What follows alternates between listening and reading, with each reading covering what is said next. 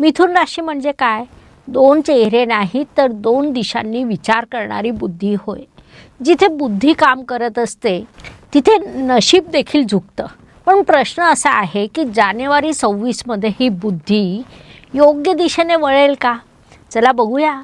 मिथुन राशीचं भाग्य, प्रेम, आरोग्य आणि कर्माचं गणित.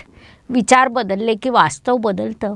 भाग्य व शुभसंकेत या दृष्टीने मिथुन जातकांसाठी हा महिना अनेक शुभयोगांनी परिपूर्ण भरलेला आहे.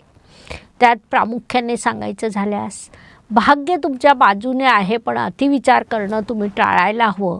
आपलं संपूर्ण लक्ष कर्मावर केंद्रित करा. आपल्या विचारांना कृतीमध्ये उतरवण्याचा हाच काळ आहे. अनपेक्षित खर्च निर्माण होऊ शकतात, मात्र त्यामागे मोठा लाभ लपलेला असेल. गुरुदेव तुमच्या राशीत असणं हा अत्यंत मोठा शुभसंकेत म्हणता येईल.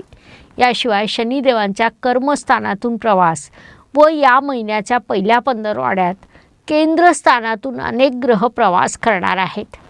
महत्त्वाची बाब म्हणजे या सर्व ग्रहांवर गुरुदेवांची अमृत दृष्टी असेल. असे अनेक शुभसंकेत या काळात निर्माण झालेले आहे.